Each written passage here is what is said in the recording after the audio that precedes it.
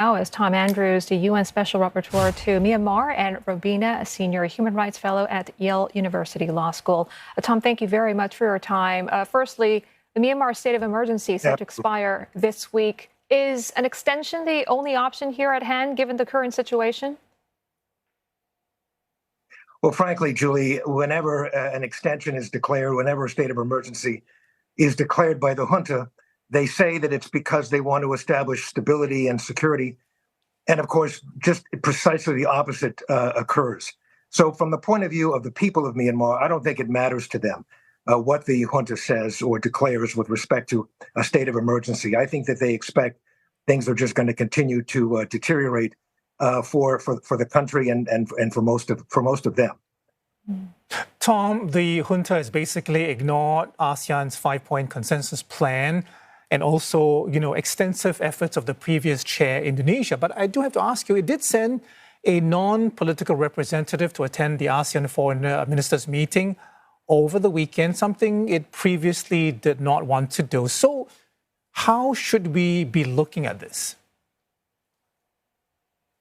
The basic problem, and ASEAN has seen this right from the very beginning. ASEAN, shortly after the coup, convened member states of ASEAN.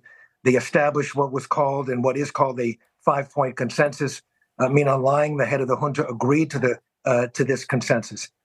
But the problem is that as soon as the junta agrees to anything, it quickly just it changes its tune. It agrees to one thing on one day and completely does the opposite the next day. So for the 5-point consensus, the first point was for the cessation of violence.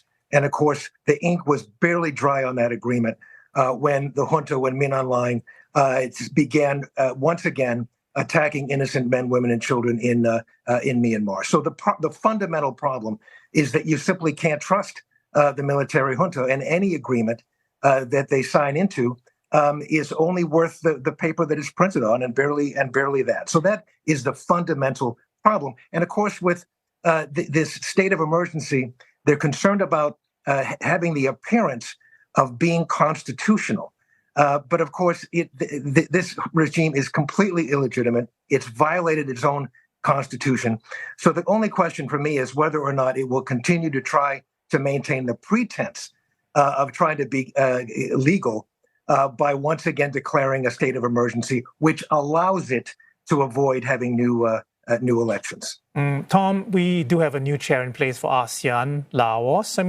Are expectations, high at all that they'll be able to form or forge ahead with some sort of an agreement or move, of some sort of progress? Well, it's I'll tell you something. To be perfectly honest with you, I don't think people are very optimistic. Anyone is optimistic, inside or outside of ASEAN, and it's because of the nature of this military junta. They continue to attack the people of Myanmar, and what's happened over the course of the past several months since October is they have lost significantly militarily. They've lost 4,000 of their soldiers, either to surrender or they have defected, including major military officers. They've literally been losing ground and territory. They've lost military outposts and weapons, including significant artillery. So they're losing ground. The problem, as they do so, they have been responding by attacking villages. The thing that they have, they don't have legitimacy. They're losing ground militarily, but they have very sophisticated, powerful weapons of war. And they're unleashing those weapons on innocent villages. So as they lose ground, literally and figuratively, they have been training these weapons on innocent villages. And so that becomes, at least in the short term, a very significant problem for the people of Myanmar. In the long term, of course, as the junta continues to weaken, that's good news. But in the short term, the response by attacking villages is very, very problematic for the people of Myanmar. So as you mentioned, Tom, the Myanmar military grappling with setbacks, mass surrenders, on top of that, uncertain alliances as well. So are the walls closing in on the junta and General Min 3 years after this coup? And should we expect this fight to turn more brutal going forward? Yes, and yes, Julie. the walls are caving in on them. They're losing ground. They're weaker and weaker. And as I mentioned before, the problem is they're responding by attacking civilians. But look at conditions in Myanmar right now since the coup.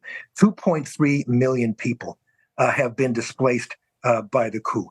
18.6 million people in Myanmar right now are in dire need of humanitarian aid. Last year, over 10,000 Myanmar children died because of what the UN describes as severe severe malnutrition, acute severe malnutrition. Myanmar kids are literally starving to death. More than half the country has fallen into poverty. So this country of Myanmar, is suffering incredibly ever since the coup occurred now nearly 3 years ago. And the military junta is continuing to show weakness, but the response is to take it out on attacks on the people of Myanmar. So it's a disaster on top of a disaster. And Tom, so if the state of emergency is to be extended, obviously that would again force the delay of elections. We know that there was a visit of Myanmar delegation to Moscow for cooperation in election matters late last year. How do you think the collaboration with Russia on election procedures, as well as voter education, will impact the electoral process in Myanmar if that's to take place? Well, there is no question whatsoever that there simply cannot be and will not be anything resembling a free and fair election in Myanmar under these conditions. I mean, first of all, given all of the instability that we've talked about, given all the attacks on innocent men, women, and children all over the country, you can't have an election under these conditions. But think of it politically. You can't have an election when you have tens of thousands of opposition people arrested, tortured, and detained. Thousands and thousands, over 20,000 are detained right now because they're in opposition. So you cannot possibly have an election when you have these kind of social and political conditions, and you certainly can't have an election when the junta is systematically attacking the people of Myanmar. A military analyst told me not too long ago that right now 95% of the junta's military operations are being trained against the people of Myanmar, against innocent villages. You cannot have an election under any circumstances given these horrific conditions. So, Tom, is the end game for General Min basically just to stay in power no matter what? That's it. That's exactly right. That is his goal, his mission. You know, he needs three things to stay in power. He needs money, he needs weapons, and he needs legitimacy. I think the reason he wants an election is because of the lack of legitimacy that he has both inside and outside of the country. His military, his sources of weapons. I've done two major reports on the countries that are providing those weapons. The number one source of weapons for the military junta is Russia. As you just mentioned, that they're engaged with discussions on the elections. It's ironic that that's the single largest source of weapons. And then there's money, there's currency. Right now, countries around the world are increasingly cutting off the supply of weapons and money to the junta. I have seen, and I'm about to do a report. I'm in the midst of researching a report that I'll be releasing in the coming weeks that documents that the junta is losing ground even more with respect to access to weapons and access to the money that it needs to buy weapons.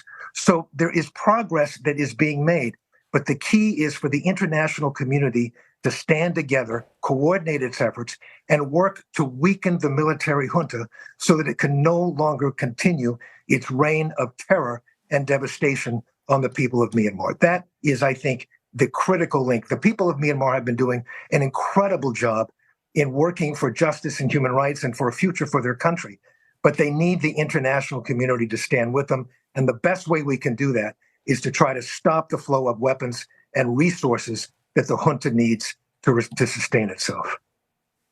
All right, Tom, we'll have to leave it there for now, but thank you very much for your insight this morning. Tom Andrews, UN Special Rapporteur to Myanmar.